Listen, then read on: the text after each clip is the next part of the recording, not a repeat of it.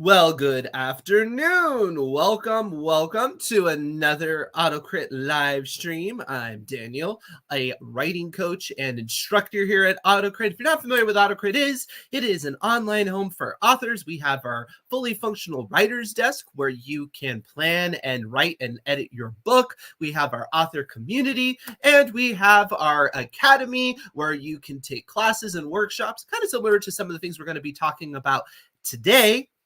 Today we're going to be talking about how to actually finish your book. And then we have personalized author services to give you that helping hand, that individualized feedback as you're progressing in your author journey.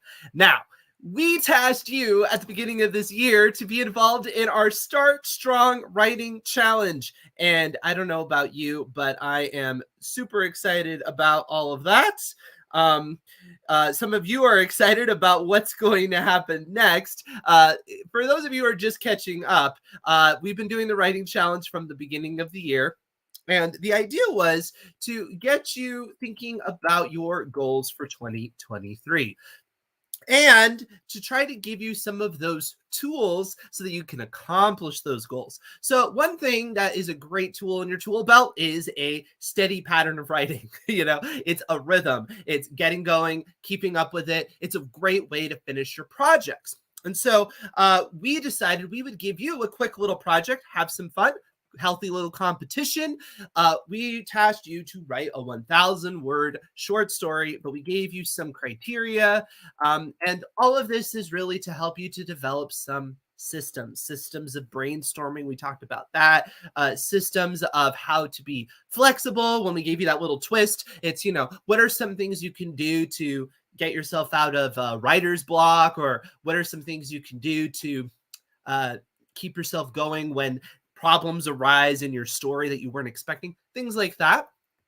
And then we gave you some rules to follow to restrict what you could do, but this was so you could get it done. When you're an artist and you have unlimited options, that's like the worst thing you can do to yourself. Sometimes you do need to limit yourself. And so we limited you a bit. And I think everybody's having a good time with the limitations. We asked our community to give us a object, a location, and a verb. And from that, we selected them randomly, and that became the original prompt. Then we asked all of our community to give us a plot twist. And so that has come up. So at this point, we have a bag of dominoes. The verb is showered, and the location is a zoo. And, the twist is an animal has escaped. Now, somebody was asking about the prompt. Where was that? They were saying, does the object have to literally be in the story, or can the characters talk about it? That is really up to you. The word must appear. That is the rule. So we are going to just do a quick find, and as long as it's in there, bag of dominoes, showered, and zoo. And I do know some people said maybe they're going to use a bag of Domino's and Domino's pizza and it's spelled differently. Don't worry, if you do that, we'll catch it. That'll count. We'll make that count. A spelling difference, we'll make that count. But that's all we need. We just need those words to appear. So if you want to go super abstract with it, that's up to you. This is all going to be voted on by the live audience at the end after we vet and we pull all the people who didn't follow the rules, which unfortunately is going to be some of you. We should make that a challenge. Let's do a challenge. I'm just going to propose this right now. We'll do a challenge for who can guess how many of the writers, what percentage-wise, are going to not follow the rules of the challenge.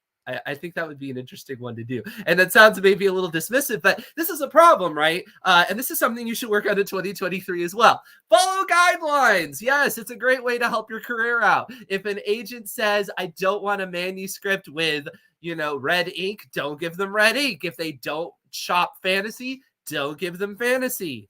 Rules schmules. Yes, I know you artists out there, you hate rules, but life is rules. I know. Sad state of things. Just how it is. Oh, this is somebody who's actually asking about the submission requirements. Times New Roman double space. No, nothing that fancy. Following the prompt and the twist plus what we're about to reveal now is going to be challenging enough. Honestly, give it to me whatever you want. If you give it to me in papyrus, I might laugh at you because that's hilarious, but it's not going to affect whether or not you get vetted in. Yes, today we're going to be announcing the final twist, which is going to involve the writer's desk. I already talked about the prompt. Let's keep going here. The twists, yep. And the final twist is going to involve our writing desk. Now, you might be saying, but Daniel, I don't have access to the writing desk. I'm just a free member. Well, don't worry, because the prompt we're going to ask you to do is still applicable on the free level of membership. In fact, it's a little secret, but it's not usually a report available for free members, but we're making it free for the purposes of this challenge. So for those of you who have never been a pro member, well, you're going to have access to a report you didn't have before. Look at that. Miracles can happen. All right. So before we go into what our final twist is going to be, and it was funny, last week I had somebody say, yeah, but what if I'm watching the replay? Chapters. I'm going to put in chapters this time. So I'll give you a shout out when we get to the chapter that's the reveal, because they're like, I want to be able to skip ahead. Fair enough. But for the rest of you, well, you're here live. So you're going to have to put up with this, but I'm going to be talking about endings. How do you make sure that you hit your endings? Well, one way to hit an ending, deadline. Now, what's the deadline for this challenge? The deadline is the 29th, which is Sunday at 11:59 p.m. Eastern, which really means try to submit it by Saturday night, because you don't want to like get your timing wrong and it's all closed and then you're all upset and you need to get down. Don't do that to yourself. Okay. Try to be ahead of it. Again, this is something a lot of us can work on as writers. It's not like I ever procrastinate.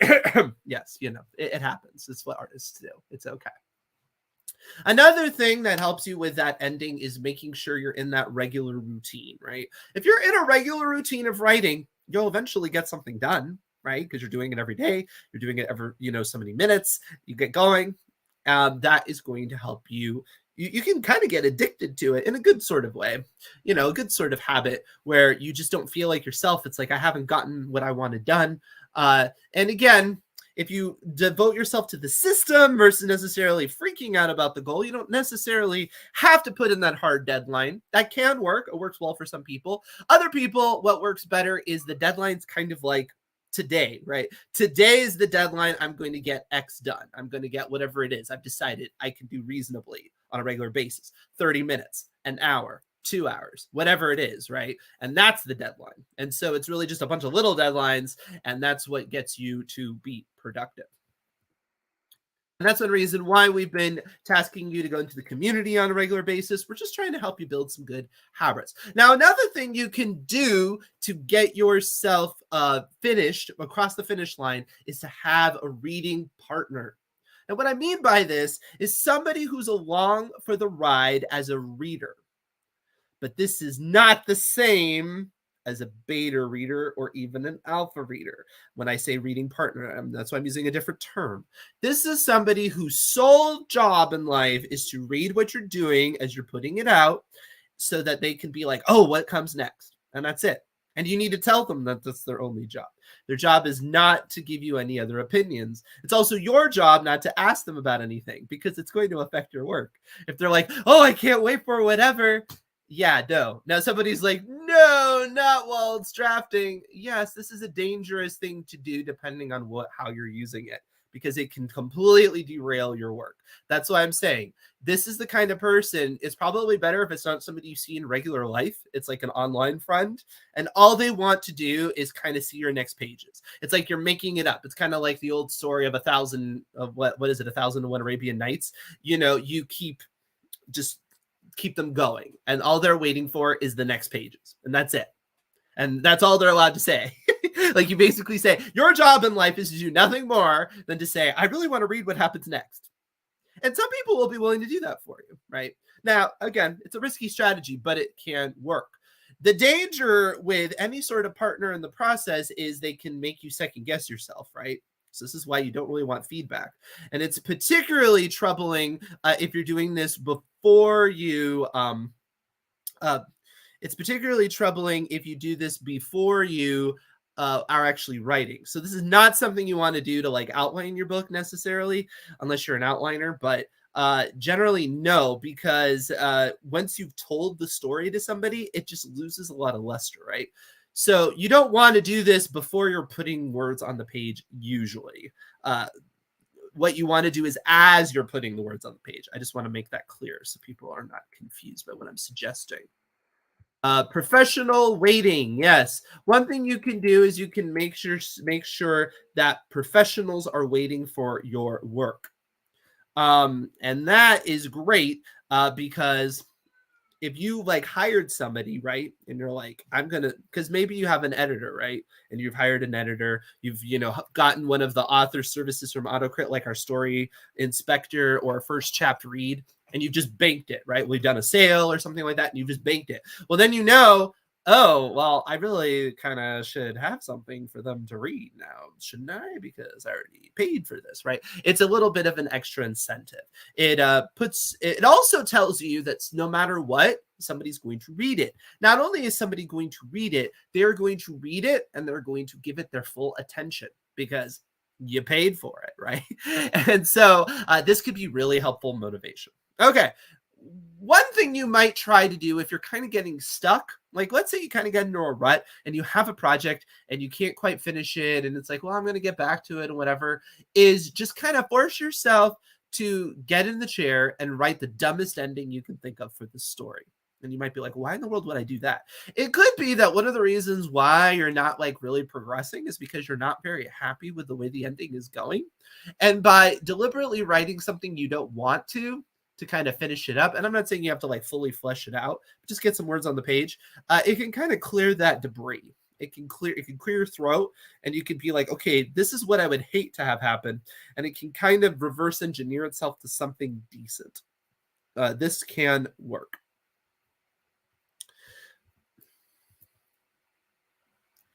Another thing you can do is just outline the end. You might not be an outliner by trade. You might like to pants your whole book.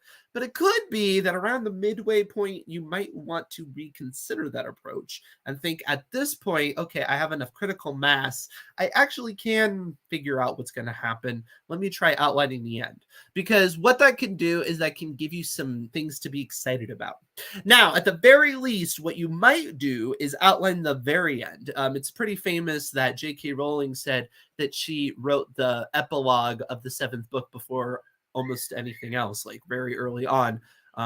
Some people have criticized that. They're like, it feels like that. But but anyway, this did, I'm sure, motivate her to get it through a very, very lengthy series. Of course, obviously, money and fame and all that. But it's still a creative process, right? And to have that ending in mind, know where you're going, can be helpful. So you don't necessarily have to outline everything between where you're at in the very end, but it could be that you started your story with very little idea of where it was going to end up. I can't imagine doing that. I never work like that, but I do know people who do work like that. But it could be at this point, you need to change that. You need to actually decide, no, this is how it ends. And then you can trace yourself in between. That makes sense. And how much you want to flesh that out is kind of up to you. You don't want to do it so much that you lose interest in the story, which is why a lot of pantsers don't do that. Or you just stress out or whatever, because you can't outline well. And that's fine. Not everybody can. My self-insert character shows up with no intro and kills everyone. That's as bad as I got. It's pretty bad. It's pretty bad. And then Peter Pan double-crossed the Lost Boy. Yeah, like some sort of random heel turn. But see, what that tells you is immediately it's like, okay, that's the worst thing that can happen. What would be the best thing that can happen? The best thing that can happen is that Hook's crew gets defeated and Peter Pan is closer to the Lost Boys than ever before. Their bond has gotten even stronger. And you might be like, well, Daniel, that's super obvious. Well, yes, we know that story, right? In your story, it might not be so obvious. You might not really know what promises you've made to the audience, what you've really set up, what needs to happen for it to be satisfying. It just depends, and it can help. All right. Switch it up. Yes, one thing you might try to do is just switch up something about your writing process. Perhaps you're just kind of getting bored with the process itself. Now, there are various ways that you can kind of make this interesting. You could potentially switch up where you're working from.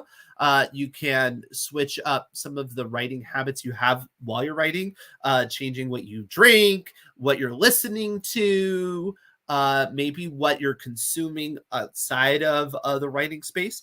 Perhaps you need to go more frivolous. It's sometimes you do need that kind of like brainless entertainment when you're writing, because if you watch something that's profound, you're like studying it and you just get engrossed in it and you're like, how does this work? And you're like analyzing it too much, and you kind of need something that's pretty much like, there's not much there just because you just need a detox, as it were. So don't feel bad if you have some guilty pleasure. This might be the time to do it if you're feeling a little bit in a writing rut, and whatever that is. I'm not even going to speculate on what that could be. It varies based on the person. Go back to your love. Yes. Back in the day, you loved this story. You might hate it now. Hopefully not, but you might. You probably will hate it at some point, right? Or at least be very annoyed with it because you have to work on it so much. But what you want to do early on in your process is really write down why you love this story to yourself. Or you want to have it pictured in your room or something like that. So, for example, let's say you're writing a story about horses, and it's, I don't know, it's like the Old West. It's like this Spirit, from DreamWorks. Random example. But anyway, it's some epic Western. And the reason why is because, well, you love that period of history. You love the sweeping scope. You just want to live in that world. Okay. So what you might want to do is, surround yourself with images of that world, make a look wall of all those beautiful things, write down how it is that horses make you feel. Do they make you feel empowered or connected to nature or whatever that is? And so then when you get to this point, you're like, yeah, like this, what was I even thinking? Well, you'll go back and you're like, oh, that is what I was thinking. Of course, that makes a lot of sense. Somebody was saying they cannot listen to music with words. I can't listen to music at all because I'm also a composer, so it doesn't work. I just start listening to the music and I'm like, that's an interesting choice. What an interesting chord progression. Like, it doesn't work. I can't turn. There are very few things I don't. This is like me like trapping myself, as it were. People are like, stop thinking, Daniel. It's just not possible. I analyze everything and I've dabbled in almost anything. So there's very little places for me to hide where it's like I'm shutting my brain off. I'm not even sure what that looks like. Somebody can explain it to me, I suppose, but it does feel like a world that is not my own. I just don't get it. I'll see a movie and they're like, this is a turn your brain off kind of movie. I'm like, yeah, but like, how? It's like somebody giving me 2 + 2 =, and like everybody just did 4, right? I didn't have to, like, that's how it is for me on so many things. This is funny. Half of the time, my characters die before the end, and I have to shift my ending. There's always surprise deaths. I love it when you surprise yourself with death. So that's usually a good surprise death, right? Because you didn't even see it coming.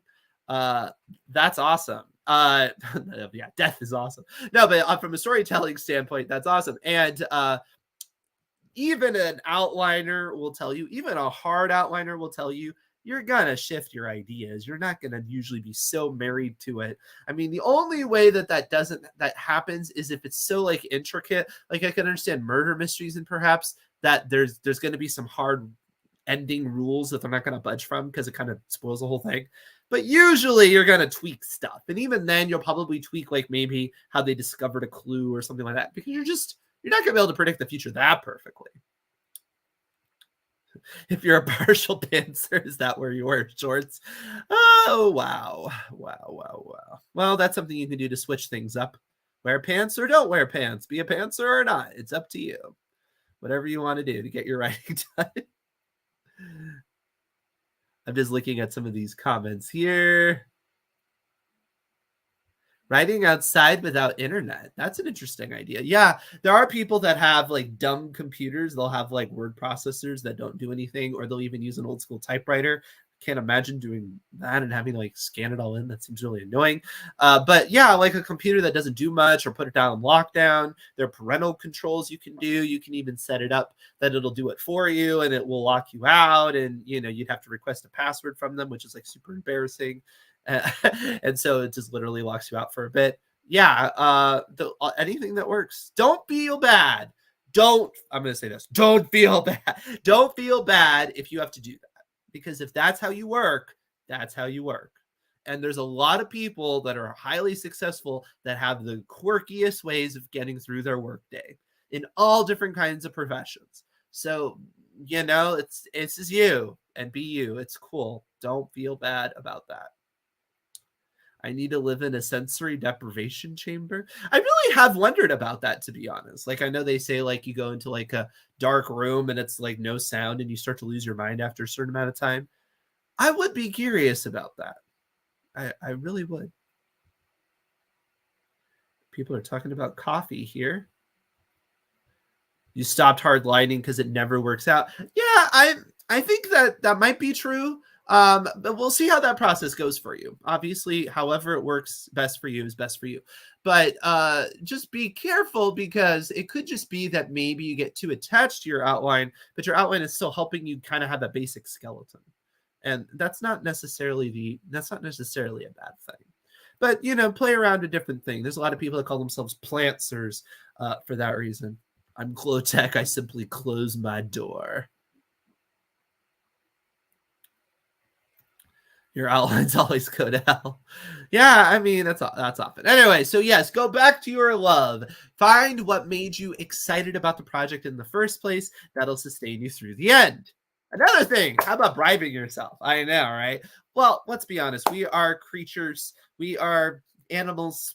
We respond to bribes just like any other, you know, primate or anything like that. So if that's what it takes, yeah, be like, hey, if you get so much done, I'll take you out for ice cream, self. I will, whatever, you know, maybe it's like a big project. I'll book that weekend trip or whatever it is. Sure. I don't not really recommend depriving yourself until you get something done. I feel like negative, that tends to, again, this is going to vary people. There's some people that like really work well with this. They're like super disciplined and they're like hard on themselves. I generally don't find that works nearly as well as positive reinforcement for doing the right thing. And I know there's a lot of psychologists that will say the same thing. I'm not a psychologist, but for me personally, when I talk to other artists, I generally find that positive rewards tend to work better than negative punishments. But do think about that. Don't feel like you're above it. Don't feel bad that you have to do that. I mean, even Brandon Sanderson, who like, you know, writes 2,000 words in his sleep. He's talked about that, and he'll have to buy, you know, Magic the Gathering cards sometimes to bribe himself. So like, don't feel bad. Everybody does things like this, and it's great. Ice cream is a good motivator. People are really into the ice cream. You bribe yourself with more writing. Send your hate mail to... No, I'm just kidding. That's very productive. I'm impressed. You're like, you did well. You did well, self. Work more. It's like, wow. I'd like to know your output. That's impressive. Don't do something new, okay? This is something that's a good way to stop yourself from not finishing projects. Don't start any new projects. And you're like, oh, I'm attacked. Yes, we've all done this. We've all gotten a little bit complacent about a project we're working on. We've gone into a rough patch. And guess what? We start a new project. Now, this is not the end of the world. This can actually be a viable strategy to have multiple projects going at the same time. For some people. For other people, this is just going to derail them. And then what's going to happen is they're going to get so far into this project, and then it's like, oh, look, shiny thing over there. And they've started the whole process again. And then you end up with a 10 gigabyte folder of unfinished manuscripts. And if you know how big text files are, that's a lot of manuscripts. Wow, I dug that joke into the ground. All right. But anyway, yes, don't do this to yourself. You know, if this is you, stop it. Make yourself finish. because finishing is so incredibly helpful for you. Even if you hate it, just finish it. If you're like, I don't have any good ideas, well, write the dumbest idea ever and then be done. And I know that's not really done, but at least you conclude it because it's just better for you mentally, right? Because what did that teach you? Well, that taught you that you didn't set yourself up well to stick the landing, right? And so by forcing yourself to stick the landing anyway, it's like the natural gravity had to take full. Well, you just splattered on your face and you're like, oh, that's awful. Why did I do that to myself? But it'll help you next time. You're not going to set yourself up again. If you don't do that, if you constantly coddle yourself and you're like, oh, I'm not going to do the hard stuff. Yeah, well, guess what? You got to do the hard stuff if you ever want to be finished. Right. So, yeah, you do have to kind of fall on your face. It may be, and maybe it won't even be that bad. Maybe you're making it up. Maybe you're going to write it and that horrible ending, it's really not that bad. You overdid it. You can fix it, whatever it is. So, some people are saying this can be helpful. Yes, in some stages it's helpful. Often you do it when you're stuck. I'm not saying you should never do that. The don't do something new is specifically for the people that continuously have this problem. There are some of you that don't have this problem. You get stuck, you work on something else, and then eventually you're like, I should go back and finish that. And then you do. And that's fine. If that's you, that's part of your process. I would say there's a lot of people, it's not part of their process. And even some people that do work that way, you might benefit not allowing yourself to do it. Just try it because it's tough. I understand it's tough to write through a writer's block or a situation and just kind of dig deep, but it's rewarding if you can make yourself do it because it gets easier the more you do it. I should not come here to be correctly identified. I'm harsh, I don't like to mince words around here. Don't do something new except for an autocrit challenge. Well, again, though, we don't do multiple challenges at the same time. I mean, we've done these little pop-up challenges in the community and things like that. But I didn't do them until later in the challenge when I figured you probably had a first draft done. You had enough time, right? You can go back and rewrite. That's not what I'm saying. I'm not saying don't do something new when you're in the middle of rewrites, when you're in the middle of editing. I mean, when you have not finished that first draft. That's what I mean. So just to clarify, in case that wasn't clear. I can fix this in post. I do not have 3 going on. I have 2. And like I said, one of them was should have been completed in a form by the time you got to that one. That was the idea. If that was not you, don't worry. I'm not judging you. I'm just saying I bet a lot of people who participated in that challenge did in fact finish the number 1. Sharon's just smiling at me. It's okay. Call me out. I don't want to be a hypocrite. I mean, I am sometimes. Of course I am. Do you think I do all these things? Not always, not perfectly. Exactly. Protest too much? Maybe just a little bit. All right. Identify the obstacle. And you might be like, well, what do you mean? Well, identify what obstacle? Fair is fair. It is. All's fair in love and writing and online live streams. Identify the obstacle. You need to know why it is you're not ending your story. Because if it's been, and then again, this is if it's been a while, right? Let's say you have something that's like a trunk novel and you're like, oh, it's good, but I just can't get it done. Or, you're constantly not finishing things. You just need to know what it is. Is it that you constantly just doubt yourself? Is it that you get stuck on ideas? Is it that you just lose interest in the idea? There are many different reasons why, and you might not be able to fully understand what it is, but it's worthwhile to think about. You could say the obstacle identified as me. In the abstract, that is true. It is true that it is you. However, what was that? The obstacle identified as you. Yes, in the abstract, that is in fact true. But we're trying to get a little more concrete. What about you, right? Is it your doubt that it's going to be good, that nobody's going to care about it, that you're bored? There's so many different reasons why. So kind of figure out if there's a way you can ask yourself, try to get an honest answer. It's tough. Self-examination is tough, and you probably won't get the right answer right at first. You might have to experiment a bit.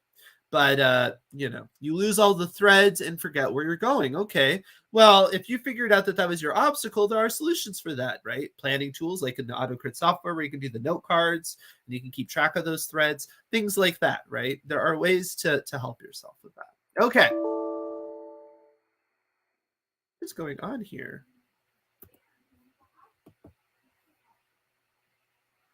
All right, I'm having a little bit of a technical problem. I don't know if you're seeing it on your end as well. Nice. Ah,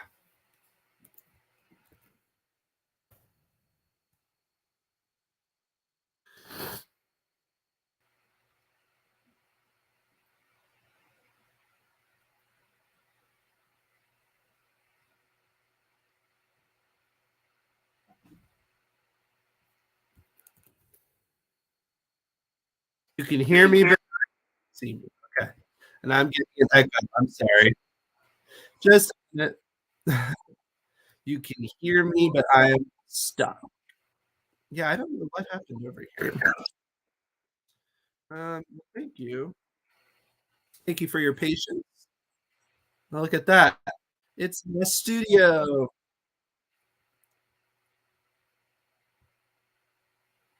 You hear me on and off. I'm trying to figure out what sound. I was getting a read. Okay. Now you can see me. Everything good. I'm also underwater. Well, hopefully not.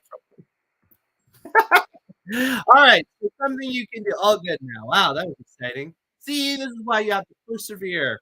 Just demonstrating my point. I'm breaking up. Yeah, I think there's something a little bit wonky with my internet, and I apologize about that. It was pretty good a minute ago, but it's looking a little choppy right now. So I'm sorry. Now the audio. Hold on. Da, da, da, da. Is the audio better now? It's echoing. The audio should not be echoing. It's very strange. Technology is the devil. It's not that bad. Audio is choppy. Hmm. What about now? I seem to no echo. Better? Reboot. I like cold boot. All right, better. Yay! All right. One thing you can do is you can revisit your success, which I might have to do after this choppy stream, and I apologize. Doesn't make myself feel better. But revisit success. And that it means, you've done something in your life in the writing career. Maybe this is the first book you've ever written, right? But you've written something else, right? You've done things that the people have appreciated. Some things times you just need to pick me up. And this is why it's always recommended that when people leave you positive comments, that you save them. You figure out a systematic way of saving them. I can tell you there was one time a while ago, I was having a really, really lousy day. I just felt like bleh. And I went to my bookcase and I was looking at a book, and randomly out of this book, this card fell out, and it was a goodbye card when I was leaving a job, and it was all these nice things that the people said about me, about how good of a job I did, and it was like a nice little warm hug. It was like, oh, how nice, people do actually like me. It wasn't quite that bad of a situation, but you know how artists get, artists, writer angst. Come on, we've all been there. Anyway, but this is the sort of thing that can be helpful.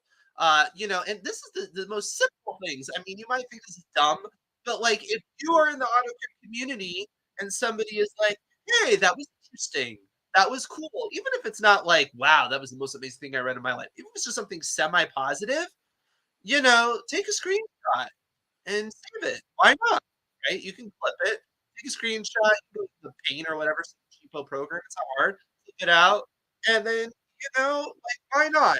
You might be like, well, that's kind of silly. Like that's petty or not petty, but it's like, really, do I have to do that for myself? Yes. Like, why don't you do that for yourself? Because you'll have those days and it'll be really helpful. And yeah, you could go to the AutoCrate community. As it says, the AutoCrate community is super supportive. Yes, we are.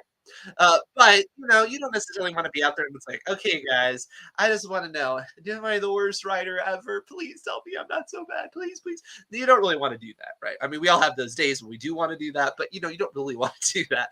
So what instead you can do is you can go back to when you actually participated in things like the challenge and the things like that. And you see those positive comments, and sure, you could search for it in the community. We have a great little search feature, but yeah, save it for yourself. Do a little clipping. It's like a newspaper clipping. And these people matter, and you could be like, well, these people aren't anything. They're not the New York Times reviewer. That's what you save a newspaper clipping for. That's baloney. These are people are in your audience. These are other writers. Writers can be really tough critics. So yeah, if you get a positive comment, save that and then go back. Totally. I have gone back to the challenge you won on more than one occasion. You should, Jim. It was excellent, and you should go back to that challenge sometime.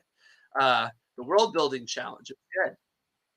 Ultimately, it matters that you finish because you wanted it to be something.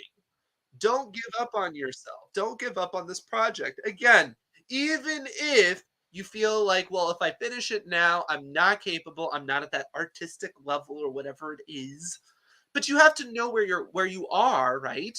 It's all speculative until you get where it's on the page. So do it. It does matter, and your story matters, and your ideas matter. You matter. See, look at this. I've become a life coach for you.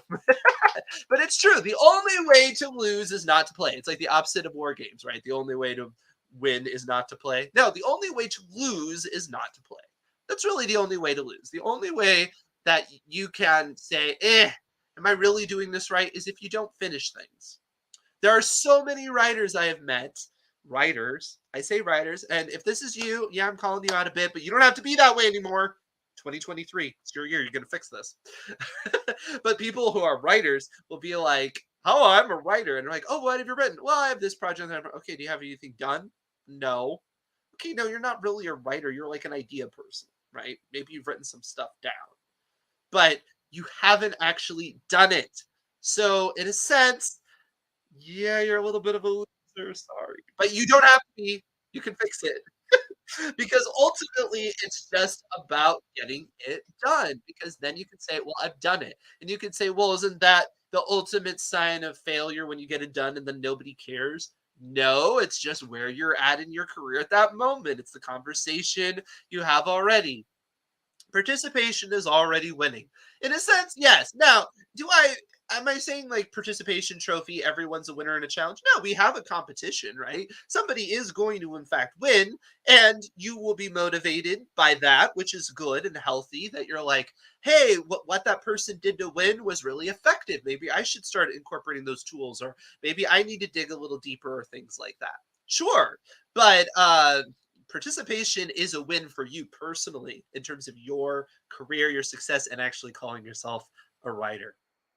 All right. Speaking of writers, oh, this is a good question. When do you know when you really are done? I mean, how many revisions before you can say you finally are done? I know great art isn't finished, only abandoned. True. Um, if you want more about that, I recommend checking out the After the Draft series we did here on YouTube. Check it out. I'll try to put it in the comments as well, like in the description, so you can find an easy link to it. But that is a great series about the system that will give you a stopping point. And you don't have to use that system, but it's at least a great starting point for a system. Participation is trying, but I disagree it's winning. I do think it's winning. It's winning at life in terms of your writing career. That's what I mean. You are winning because that is a system that is successful because it's getting stuff done. That's what I mean. I don't mean like everybody in the challenge is a winner like that. No, we do have an actual winner that will be decided. I just mean you personally. just to clarify. Somebody's asking, where do we submit our story? Well, if you have signed up for the challenge, if you haven't, make sure you have. Yes, it's a little late now, but you can. It's not closed, and you will get an email about that. We'll also post it in the AutoCrit community as well. But yes, check your email because it will appear. All right. One of these days, the fantasy club needs to show up in cosplay. I mean, yes. I just keep throwing this picture out for the fantasy club because I'm like, okay, people, this is my expectation. Yeah. Tonight we're going to talk about in the fantasy club. Uh, Tonight we're going to talk about in the fantasy club wonder, how to evoke wonder in your audience. So even if you don't write fantasy, this might be a topic that you would like to have. There's lots of books that have wonder that aren't specifically fantasy. It's just fantasy often that's a big expectation of the genre. So we're going to talk about that. In the horror club, Garrett actually rounded up a wonderful list of submission opportunities. So if you want to talk about getting your career started in 2023, check out the horror club tomorrow. It's going to be like totally lit. Yeah. Because wow, I sound terrible. I'm sorry. Garrett, can I pull that off? Garrett is going to give a list of submissions for different like magazines, publications, all different places where you can get your work published in the horror genre, and a little bit about those guidelines. And this is a way for you to follow up with everybody. We can make sure you can come next week with the club, and we'll be like, hey, did you submit it? Did you submit it? Did you do it? We can, some of you will get rejections. We can cry over that, bring your rejection letters, whatever you want to do. I used to be part of a group. They would do that. They would try to find the worst possible rejection letter. There was one I saw that was I heard about, which was not only do we reject this manuscript, but we never want you to submit to us ever again. And I'm like, that person must have had a really lousy day. Like, who would do that? That's awful. I apologize if this sounds a little rough. Showing versus telling workshops going on this week, this Thursday. If you want to sign up for that, go to the Academy page on autocrit.com. You can sign up for that. That does include personalized feedback for your scene. But you're all here to find out about what's going on in this challenge, right? And I'm also going to talk a little bit about our little bonus challenge and give a little shout out to those who won the bonus challenge, which we did in the AutoCrit community. But I'm going to put you out of your misery, and I'm going to let you know what you need to do in the writer's desk. Are you ready for this? I don't know. It's pretty interesting. It's going to be fun. The writer's desk, for those of you who aren't aware, is our online writing, a fully functional writing platform, planning platform, editing platform. And like I said, you are automatically registered as part of being registered for this challenge to go into the writing desk. So you just have to use your same email and all that and log in, set up a password. It's easy breezy. And this report is going to be free for this week. So don't worry. Do not have a pro membership. There's no cost to being involved in this challenge. This is a challenge for everybody. Okay. That being said, what do you have to do in the writer's desk? You have to make sure there aren't any generic descriptions in your story. Zero. Zero. And you're like, what's a generic description? A generic description is a list of words we have that are generic in their meaning. Let me give an example, if I may. I'm going to pull a little trunk novel of myself that I've never finished. Yes, talk about calling myself out, right? So this is a trunk novel that I never finished. And yes, the usual fantasy a book would have 20 generic words in a passage this long. I have 32. I used a lot of generic descriptions. I've gotten better over the years. One that comes up a lot, look. Look is a lot. And you're like, what am I going to do? Use another verb. Gazed, stared, glared, glowered. Do I recommend that for a whole manuscript, you would always get rid of every generic word? No. But for the purposes of this challenge, I'm asking all of you to do it because it's going to be a great exercise in making your prose more specific.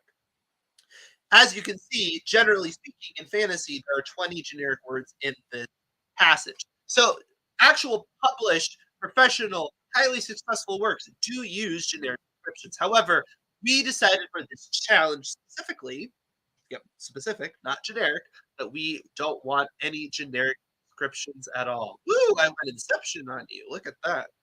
Well, that's exciting. Where is my where is my little screen? Wow, this is fun. All right, there. Not so Inception now. Okay, yeah, I was trying to look at the comments. I can't do that right this second without going Inception on you. Uh, but yes, that is your twist. Pipe in with a question if you have it.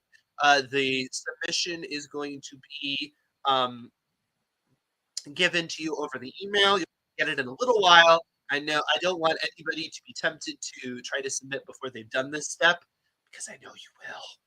And again, I'm kind of curious what you expect is the amount of people that might that might do it. That is a low blow.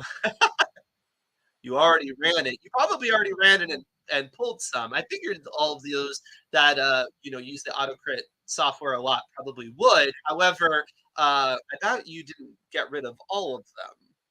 You imagine you used too many. What happens when AutoCrit recognizes a name as a description? If that is the case, don't worry. If it is a proper noun, I will catch it because it will be capitalized. So that's fair enough. Fair enough. You only have 4 to remove. All right. Hate mail to some of you are going to be like that because you already write quite specifically. Good for you. Some of you will not because you don't. Okay, it'll be a bit more of a challenge. This is all a learning experience for you. Fantastic. Well, this is a great place to start. If you accidentally submitted, don't worry because you probably did that through our support team and don't worry. Just do it the way it's going to come through the email because we haven't put out the submission link through the email. So if you found some backdoor way of doing it, don't worry. I'm not going to look at that. We would send you an update on that. I'm not sure even where that went, to be honest, because we haven't put out a submission link. Do you need to submit a screenshot? No, I will make sure of that. I have autocrit. Weird, huh? I can make sure that you don't have any generic description. I have about 5. Good. All right. Just 2. All right, look at this. You're already doing really well. Should you compare to any genre for any of those reports? But keep in mind, for this specific task, I'm not asking you to get close to a generic description category for a specific genre or author. I'm literally asking you for 0. None.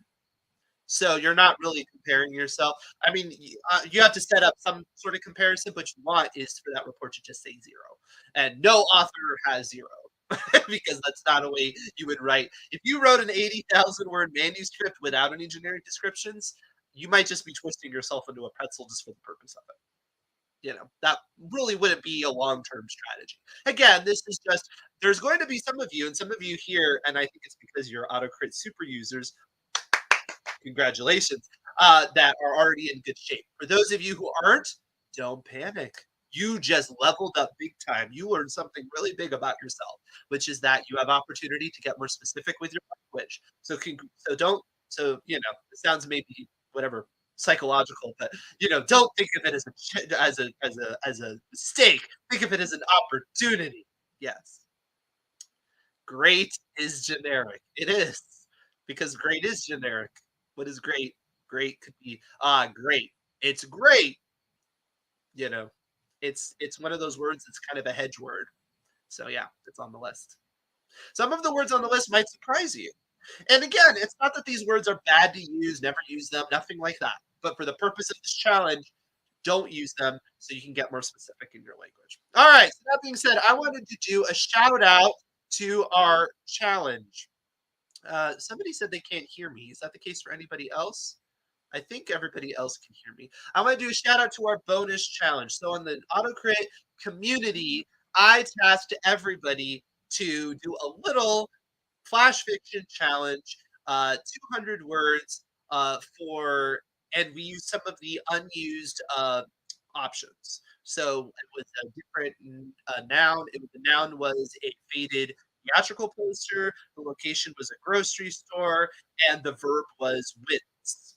And so here are some examples of some of the selections there. I want to give a shout out to our AutoCrit Pro members. They did an excellent job with this challenge. We have a current one going on, so if you are an AutoCrit Pro member, there's another batch, but here's one of them. Harry walked out of the neighborhood grocery store carrying two filled brown paper bags. When he stopped for a red light, a young child rushed up to him. You, him, the cherub grinned a toothless smile and pointed at a faded poster of a stage play peeling from the brick wall of a nearby building. The involuntary wince didn't surprise him. Of all the paths to take home, why did I take this one? No, I'm not him any longer, he completed the truth in his head. I am so sorry. He's fascinated with the picture and stares at it while we wait for the bus. The boy's mother corralled the youngster before facing Harry. You aren't him. Look, everyone. It's Damien Drake from the poster. Woman's announcement added an excitement to the street corner, excuse me. Some rose off the bench to investigate, but others shrugged their shoulders and returned to their cell phones. Besieged by requests for pictures together and subjected to being the unwitting subject of numerous selfies, Harry turned and walked away. His career on the stage ended as abruptly as it began. Norma will get a huge laugh over this. That's a nice little moment, right? Our autocrit community is so talented. All right, here's another one. Margie hadn't been home in 50 years. This was once the theater. She stood in front of the building, now adorned with straw wreaths and pumpkins. Wooden bins of corn and cantaloupes formed the heavy glass doors that she remembered from so long ago. The doors still swished the same when she swung them open. Inside, the store bustled with customers. Now a country market-style grocery store, the place no longer resembled the theater she once knew. No more plays, no more operettas. Attention, customers! A young woman's voice boomed over the speakers and made the intercom squeal. Margie gritted her teeth in a pained wince. We have a sale on fresh apples in the produce department. Apples. Margie's mouth watered. The local apples were always the sweetest and juiciest. She puttered to the section lined with all manners of vegetables and fruits. As she scanned the area, she glimpsed something high up on the wall, something from that time long past. The faded poster of a stage play. Above it hung faint black letters. Remember the Stevenson Theater. Margie closed her eyes. Actors' shadowy faces and overture music played in her memory. All right. I mean, it's just I love giving like these sort of prompts and getting these sort of, it's just like all these random things and they come together so beautifully. It just goes to show you though, it's a good exercise, right? Try it yourself. Just go to the dictionary, you know, go Google whatever it is and come up with some random stuff and just force yourself to make it work. It can be a great thing to do. With one swift stroke, I thread the needle and pull the last of my mother's thread through it. I shake the last bit of alcohol onto the tip. I poke his skin, a bubble of blood appears on the surface, which makes him wince. Hold still, sweetheart, I coo. The old food town had not been the mecca I hoped for when we were locating. The bare shelves were emptied long ago, likely by the few locals that lived around here and then finished off by wanderers like ourselves. My son sits still, staring at the wall behind my right shoulder. Mom, what was that? He points behind me. I turn and see a poster for a local production of A Raisin in the Sun. The title, the only thing visible, time and the elements faded the rest to a murky yellow color.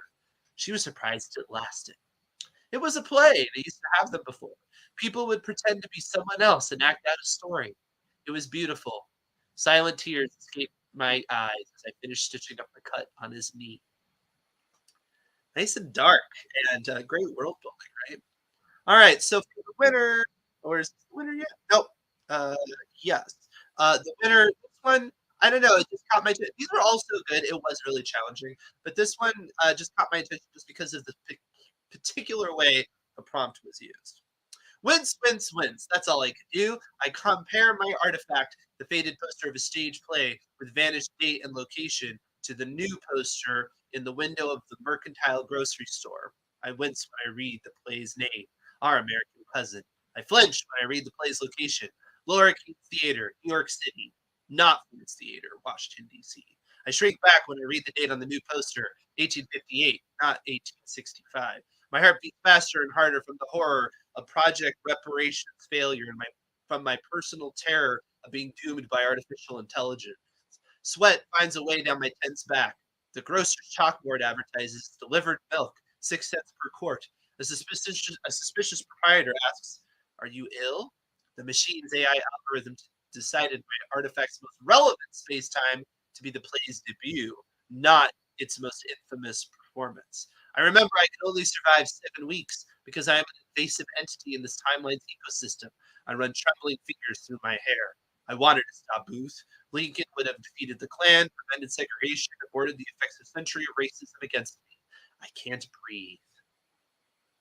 I just like that kind of idea that it's like somebody trying, in a kind of simplistic way of teaching history, and an AI generator backfires. Just felt kind of topical and fun, and it makes me really curious to know what would happen next. Anyway, so a somebody's saying a bag with a domino pattern. It doesn't need to say bag of dominoes, like exactly, because I just want to be consistent. So if you want to say a bag of dominoes and that just means, it's a bag with dominoes on it, fair enough. But use the words. But yeah, so the winner of that did get a free ticket to the Showing versus Telling workshop at the end of this, towards the end of this week on Thursday and Sunday next week. And we are doing another one right now. So if you're an AutoCrit Pro member, you have another chance of winning a free trip, free visit.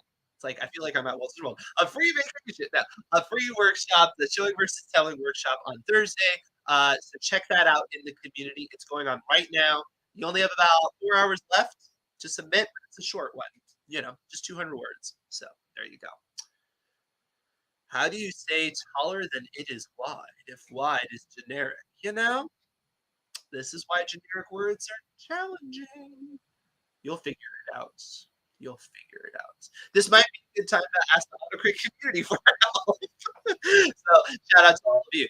Next week, I am going to give all of the finalists. So this is your final week. So this is your final polish. Get it done. You're going to get that email later today with the submission link. If you ever have any trouble with that, just hit that little bubble in the bottom right of AutoCrit. Like I said, I'm also going to throw it in the community. Yeah, submit. You will have an opportunity if you want to get personalized feedback from me. So if you like what I have to say, can purchase that and get actual personalized feedback from me if you'd like.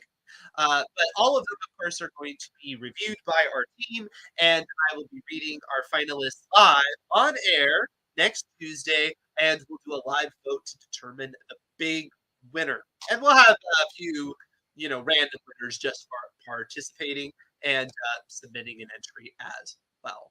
So thank you so much for joining me. I'll see you next week. Oh, and we'll be announcing our next challenge next week because we're going to keep up this momentum. It's too much fun, right? I love these challenges. So yes, we'll do some more next week. So please like, subscribe, hit the bell if you have not, and I will see you around the AutoCrit community. Bye, everybody.